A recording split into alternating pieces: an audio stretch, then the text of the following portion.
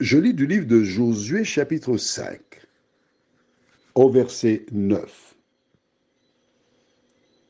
L'Éternel dit à Josué, aujourd'hui, j'ai roulé de dessus vous l'opprobre de l'Égypte. Et ce lieu fut appelé du nom de Gilgal jusqu'à ce jour. Notre thème, c'est aujourd'hui. Prions. Notre Seigneur et notre Dieu, en lisant ce verset, nous réalisons que tu fais toutes choses. Et notre seul devoir consiste à obéir sans chercher à comprendre. Que ton esprit nous aide, nous dirige, au nom de Jésus pour ta gloire éternelle. Amen. Rappelle-toi, nous sommes partis de l'histoire. Quelle histoire? Est-ce que tu te rappelles? Réfléchis. Pourquoi nous sommes arrivés ici?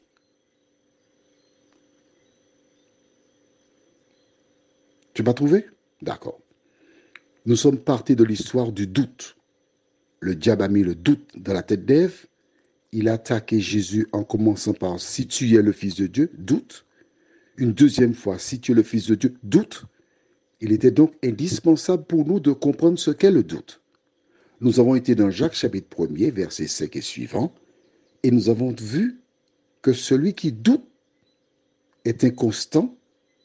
Je t'ai raconté l'histoire de cet homme qui était aveugle et qui a été parce qu'il y a une dame qui priait pour voir et il n'a pas vu. Il doutait. Il n'a pas été guéri parce qu'il doutait.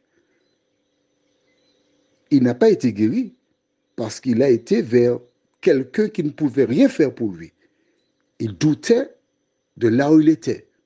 Mais l'histoire, c'est qu'il est retourné là où il était.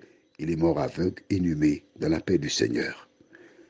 Ensuite, nous avons vu l'histoire où ce prophète a dit que demain, il y aura de la nourriture. Et l'officier mit en doute la parole. Et le prophète lui dit, tu verras, mais tu ne mangeras pas. Demain, il y aura. Et nous avons vu qu'effectivement, le lendemain, des lépreux, 4 lépreux, trouvèrent le camp vide.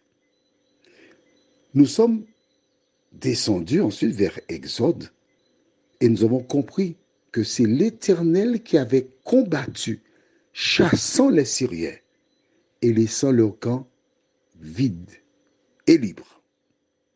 Maintenant, nous avons été voir Josué. Pourquoi? Pour juste ce petit mot-là, Josué.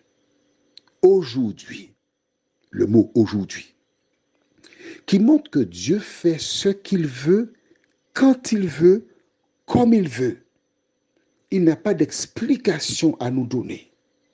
Mais il a dit à Josué, aujourd'hui, j'ai roulé de dessus vous l'opprobre de l'Égypte. C'est terminé. C'est une ère nouvelle qui commence maintenant. Il ne l'a pas dit hier. Il a dit aujourd'hui. Que dois-tu retenir? C'est que lorsque l'Éternel s'adresse à toi, il sait pourquoi. C'est WhatsApp que tu écoutes là. Dieu cherche à changer ta vie. Il te propose une autre vie. C'est peut-être pour éviter que tu aies un problème quelconque. Aujourd'hui.